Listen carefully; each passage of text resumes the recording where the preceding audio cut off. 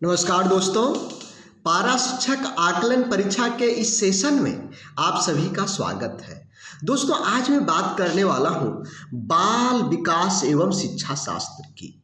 मैं कुछ ऐसे टिप्स आपको बताने वाला हूं, कुछ ऐसे ट्रिक बताने वाला हूं जिससे कम पढ़ेंगे और अधिक प्रश्नों को सॉल्व कर पाएंगे।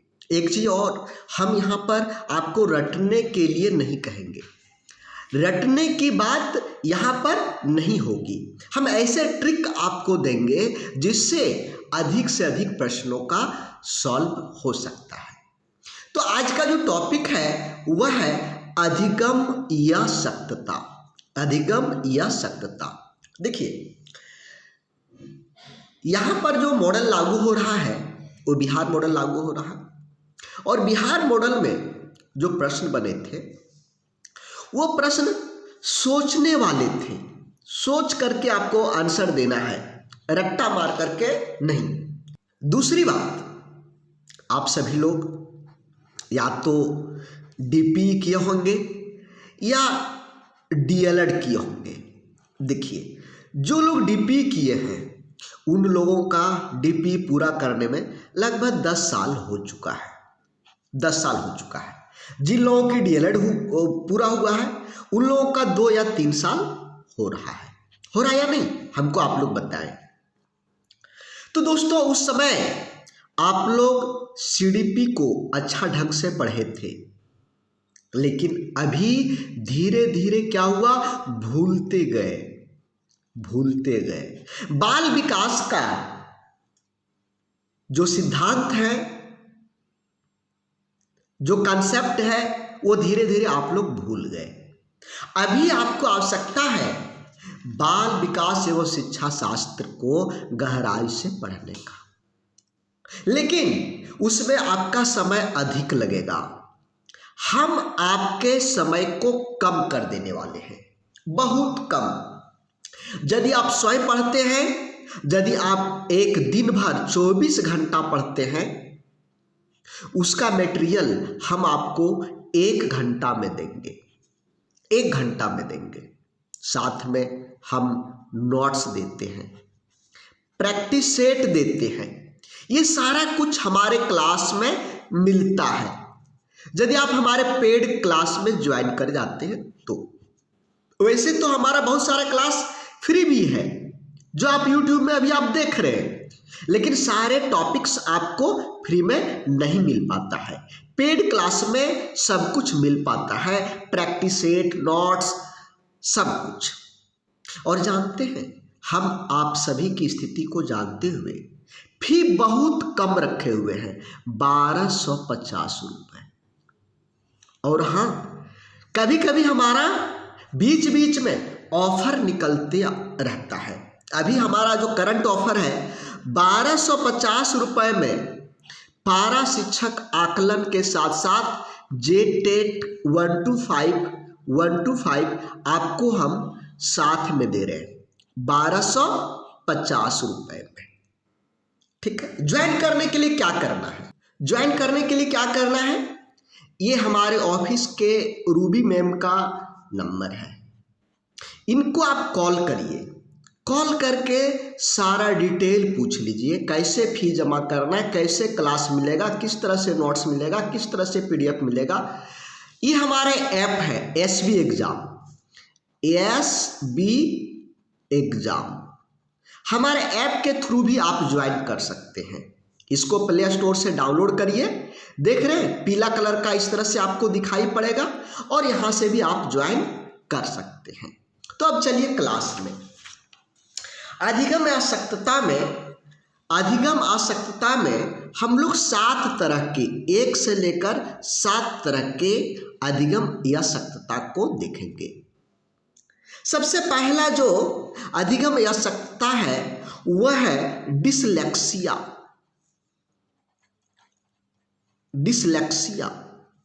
दोस्तों, डिसलेक्सिया क्या है? जब आप क्लास में जाते होंगे तो कभी कभार आपको एक चीज देखने को मिलता होगा कि बच्चे कभी कभी बी और डी में अंतर नहीं कर पाते हैं। कभी बी को डी कह देंगे या डी को बी कह देंगे।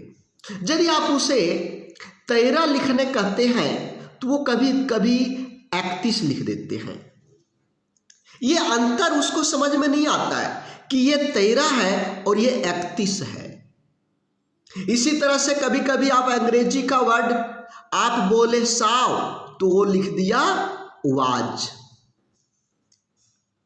ये इस तरह का जब बच्चे गलती करें, इस तरह की गलती जब बच्चे करते हैं तो उसको कहा जाता है डिसलेक्सिया। हिंदी में भी बच्चे का और फ में अंतर नहीं कर पाते हैं, वा और ब में अंतर नहीं कर पाते हैं।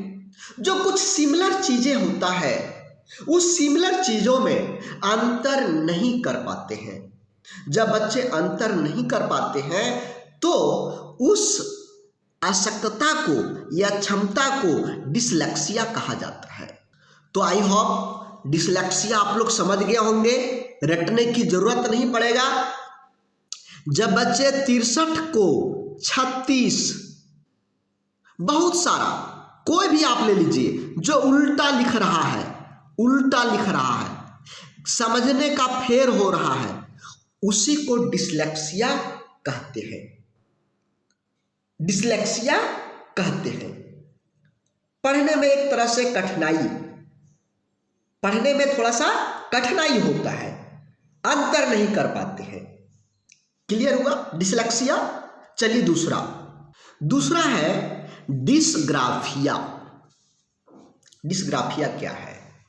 देखिए, जब आप बच्चों की कॉपी देखते होंगे तो आप उसका लिखावट देखते होंगे। लिखावट, कुछ बच्चों का लिखावट बहुत सुंदर, बहुत प्यारा लगता है कि देखते रहें। उसी में से कुछ बच्चों की लिखावट इतनी गंदी रहती है, इतनी गंदी रहती है जो कहने का काम नहीं। बहुत भद्दा, बहुत खराब, काट पीट इधर काटा उधर किया, कभी ब का ऐसे एकदम लिखा हुआ है, समझ नहीं आएगा। टेंगर मेंगर, मिर्चाई के जैसा टेंगर मेंगर। मिर्चाई का पेड़ कैसे देखते हैं, उलझा हुआ रहता है, उसी तरह से, लेकिन उसका फल कितना सुंदर रहता है, मिर्चाई। तो ये सुंदर हो गया तो डिसग्राफिया नहीं। लेकिन यदि वो गंदी राइटिंग में लिखता है, खराब लिखावट में लिखता है, खराब लिखावट में लिखता है, तो उसको हम कहेंगे डिसग्राफिया। खराब लिखावट को क्या कहेंगे? डिसग्राफिया। ग्राफ बनाना, ग्राफ मतलब लिखना, छापना। यदि उसकी लिखावट खराब है तो आप उसको क्या कहेंगे? डिसग्राफिया। आप अपने बच्चों में देख लीजिए, आज देखिए, नाम लिखते जाइए और उसके सामने लिखिए कि कौन कौन डिसग्राफिया है। रमेश, उसका हैंडराइटिंग किस तरह है? यदि खराब है तो उसके आगे लिख दीजिए ये डिसग्राफिया बच्चा है, डिसग्राफिया बच्चा है। रानी, अच्छा है, इसका हैंडराइटिंग बहुत अच्छा है, तो इसको डिसग्राफिया नहीं लिखिए। जिसके हैंडराइटिंग खराब, जिसके हैंडराइटिंग गंदा, उसको आप क्या कहेंगे? डिसग्राफिया वाला बच्चा है, डिसग्राफिया वाला बच्चा है। क्लियर हो गया? उसका कारण क्या है? यदि हम कारण पूछ दें, क्या कारण है कि वो गंदा लिखता है, साफ नहीं लिख पाता है, खराब नहीं लिख पाता है, तो उसका दो कारण हुए। पहला कारण है कि उसका मस्तिष्क में कुछ गड़बड़ी है, मस्तिष्क में कुछ गड़बड़ी है। या फिर दूसरा कारण है कि उसके हाथ या हथेली में उसका कुछ गड़बड़ा है। मान लिए उसका ये दोनों उंगली ज्वाइंट है, समझिए, तो वो पेन कैसे पकड़ेगा? तो यदि किसी तरह से पकड़ भी रहा है तो बढ़िया से लिख नहीं पा रहा है। तो दो कारण होता है डिसग्राफिया का। तीसरा हम जो आपको बता रहे हैं वह है डिसलेक्सिया। कैलकुलिया,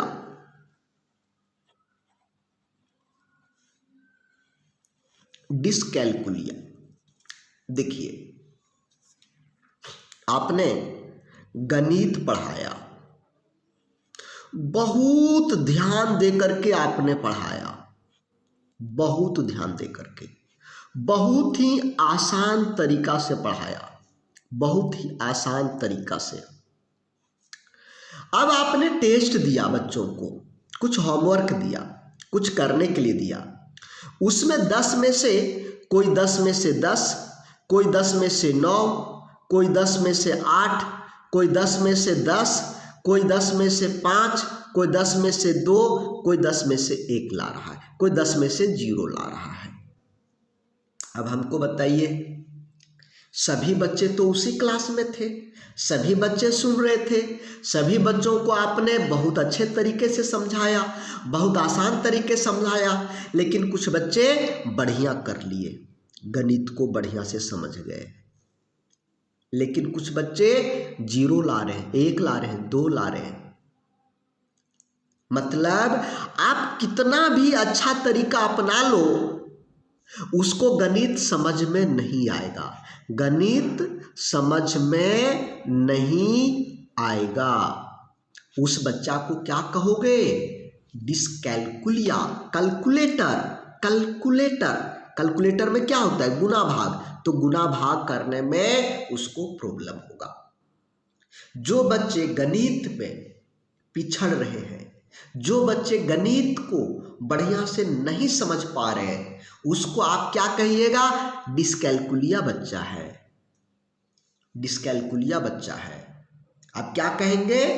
डिसकैलकुलिया बच्चा। डिसकैलकुलिया बच्चा किसको कहेंगे? जो बच्चा गणित को बढ़िया से समझ नहीं सकता, गणित के विशेष करके अंक गणित, विशेष करके अंक गणित समझने में बच्चों को बहुत ज़्यादा दिक्कत होता है, बच्चों को बहुत ज़्यादा दिक्कत होता है, तो उसको आप क्या कहेंगे? डिसकैलकुलिया। अब आगे चलते हैं चौथे नंबर की। चौथे नंबर की है अलेक्सिया।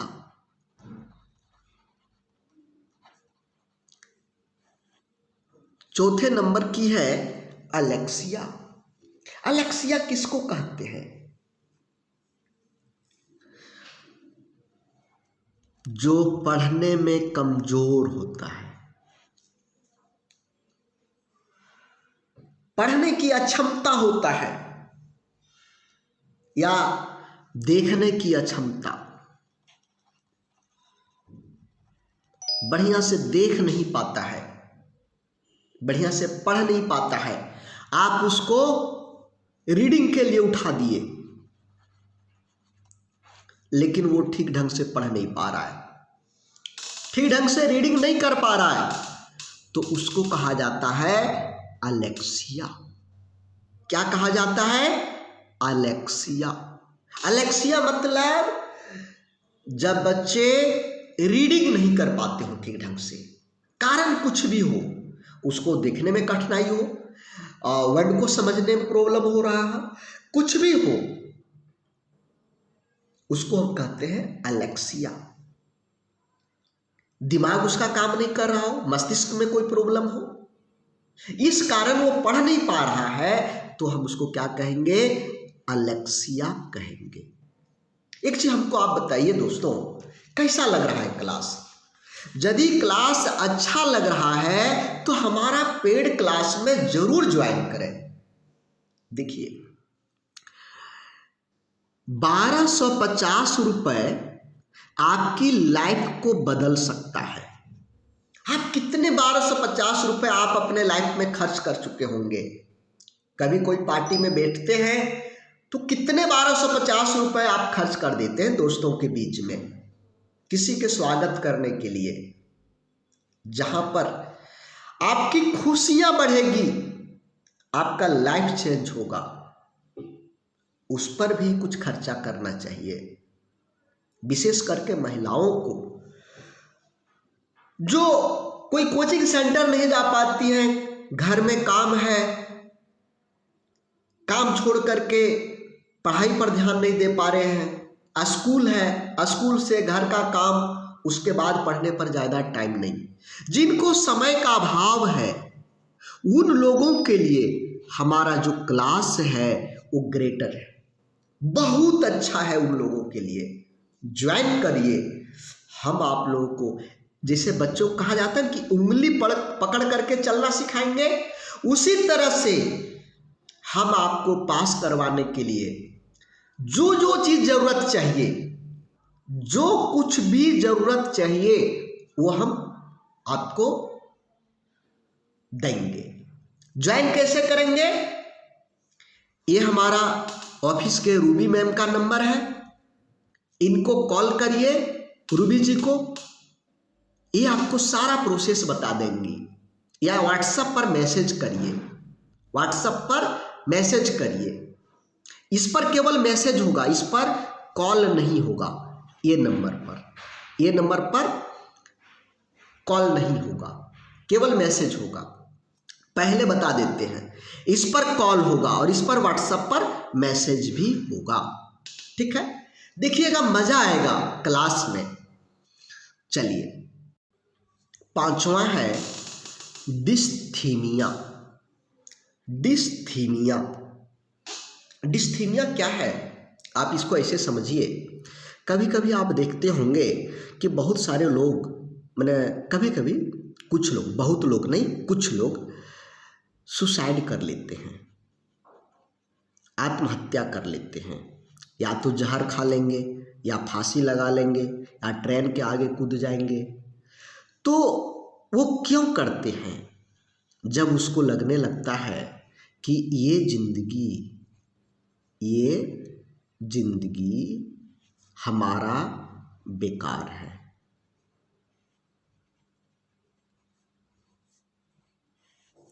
ये जिंदगी हमारा बेकार है। अब जिंदा रहना ठीक बात नहीं है। वो तनाव से पूरा भर जाता है, तनाव से पूरा भर जाता है। जब तनाव से भर जाता है तो हम उसी को कहते हैं डिसमिथिया। बच्चे में भी कभी कभी तनाव आ जाता है। क्यों तनाव आ जाता है? जब उसको हम कहने लगते हैं कि एग्जाम होने वाला है, परीक्षा होने वाला है, परीक्षा होने वाला है। परीक्षा सुनकर के बच्चे तनाव में आ जाते हैं, सोचने लगते हैं पास कर पाएंगे, नहीं कर पाएंगे, नहीं पास करेंगे, घर में मारेगा, पीटेगा, ये सब हो जाता है। या बच्चे कभी कोई गलत काम कर दिए, वो गलत काम पकड़ा ना जाए, इस कारण से भी बच्चे तनाव में रहते हैं। तो बच्चे यदि तनाव में हैं, गंभीर स्थिति में है, डिप्रेशन में है, तो उसको आप क्या कहेंगे? डिस्थीमिया कहेंगे। क्या कहेंगे? डिस्थीमिया कहेंगे। अब छठा चलते हैं। छठा है डिस्मॉर्फिया। डिस्मॉर्फिया, डिस्मॉर्फिया मतलब होता है भरम। भरम हो जाता है, शक हो जाता है, शंक हो जाता है। क्या शक होता है ये मैं बताता हूँ। भरम क्या होता है? जिसको डिस्मॉर्फिया हुआ रहेगा वो क्या सोचेगा कि मेरा हाथ छोटा है, दूसरे का, सुजीत का हाथ लंबा है, मेरा पैर छोटा है, उसका ठीक है। वो हमेशा अपने शरीर के अंग को देखेगा और दूसरे के अंग को देखेगा। वो सोचेगा कि दूसरा का अंग वगैरह सब ठीक है, लेकिन मेरा शरीर का हाथ पैर ये सब क्या है? छोटा छोटा है। छोटा रहता नहीं है,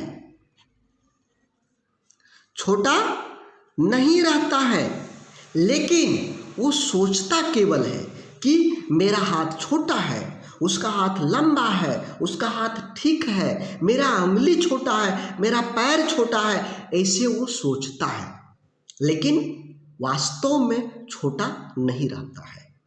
यदि इस तरह का भ्रम है तो उसको बोलते हैं डिसमॉर्फिया। तो उसको क्या कहते हैं? डिसमॉर्फिया कहते हैं। क्या कहेंगे? डिसमॉर्फिया कहेंगे, डिसमॉर्फिया कहेंगे। अंतिम सातवां जो है वो है अफेजिया। अफेजिया मतलब क्या होता है? जब कुछ हम मौखिक रूप से यानी बोल करके कुछ सीखना चाहते हैं तो बच्चे सीख नहीं पाएंगे, या ये अपना विचार व्यक्त करते समय घबराहट होगा, सही से व्यक्त नहीं कर पाएंगे। यानी मौखिक कोई भी कार्य हो, चाहे सीखने की बात हो या अपनी बात को दूसरे के साथ रखने की बात हो, जहां पर परेशानी हो उसको आप क्या कहेंगे? अफेजिया कहेंगे। क्या कहेंगे? अफेजिया। अफेजिया मतलब बोलने, बातचीत करने की परेशानी। बातचीत करने में जब परेशानी हो तो उसको आप क्या कहेंगे? अफेजिया। अफेजिया मतलब क्या हुआ? बातचीत करने में परेशानी। छठा क्या था? फिर से हम एक बार, डिसमॉर्फिया। डिसमॉर्फिया में क्या सोचता है? अपने शरीर के अंग के बारे में कि मेरा अंग छोटा और दूसरे का अंग ठीक है, डिसमॉर्फिया। पांचवा क्या था? डिस्थीमिया। डिस्थीमिया में क्या होता है? डिस्थीमिया में होता है कि बच्चे तनाव में रहते हैं। सुसाइड वाला जो कारण है वो डिस्थीमिया है। उसके बाद चौथा हमने बताया था एलेक्सिया। एलेक्सिया मतलब पढ़ने में परेशानी, पढ़ने में दिक्कत, पढ़ने में परेशानी, एलेक्सिया। तीसरा हमने क्या बताया था? डिसकैल्कुलिया। डिसकैल्कुलिया गणित समझने में, गणित में कमजोर, गणित समझने में कमजोर, डिसकैल्कुलिया। दूसरा नंबर क्या था? डिसग्राफिया। डिसग्राफिया, डिसग्राफिया में लिखावट खराब, लिखावट खराब। पहला नंबर हमने क्या बताया था? डिसलेक्सिया।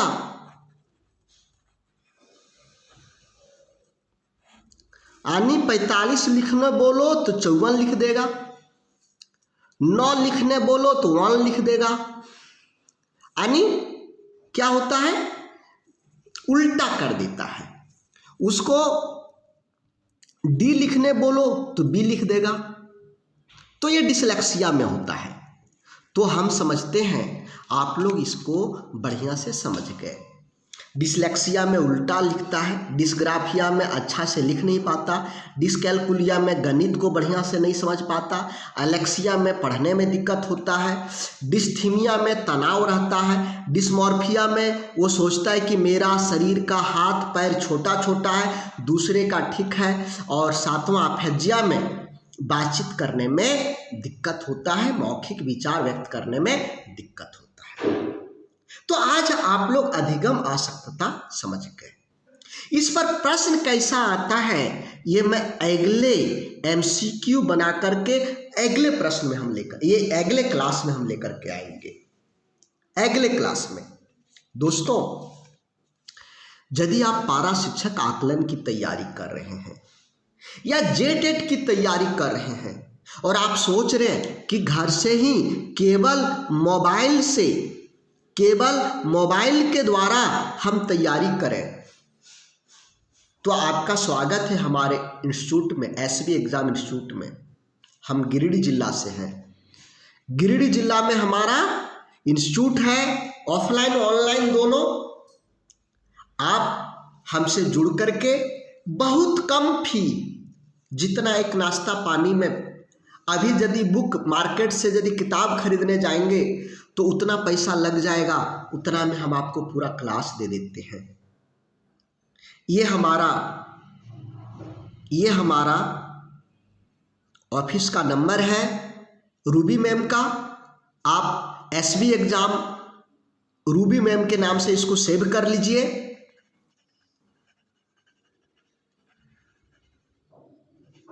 रूबी के नाम से सेव कर लीजिए और इनको कॉल करिए या तो व्हाट्सएप पर मैसेज करिए। बहुत कम फी में आपकी ज्वाइनिंग हो जाएगा। यदि आप चाहते हैं कि देरी नहीं करें, बढ़िया से तैयारी करें, साथ ही साथ यदि आप जेटेट की भी तैयारी करना चाहते हैं तो आपका स्वागत है हमारे साथ में। सीटेट की भी तैयारी के लिए टीचर लेवल कोई भी, जेपीएससी, जेएसएससी, सारे चीज़ों की तैयारी हमारे यहाँ होती है। तो आज के लिए बस इतना ही। क्लास अच्छा लगा हो लाइक करिएगा, शेयर करिएगा। हमारे चैनल पर नए हैं तो सब्सक्राइब कर लीजिए। साथ ही साथ इस क्लास को अपने सारे दोस्तों को शेयर करना नहीं भूलिएगा, क्योंकि बहुत अच्छा लेक्चर है। आप समझें, दूसरा को भी समझने का मौका दें, उन्हें भी वेतनमान लेने का मौका दें। तो थैंक यू दोस्तों। जय हिंद, जय झारखंड।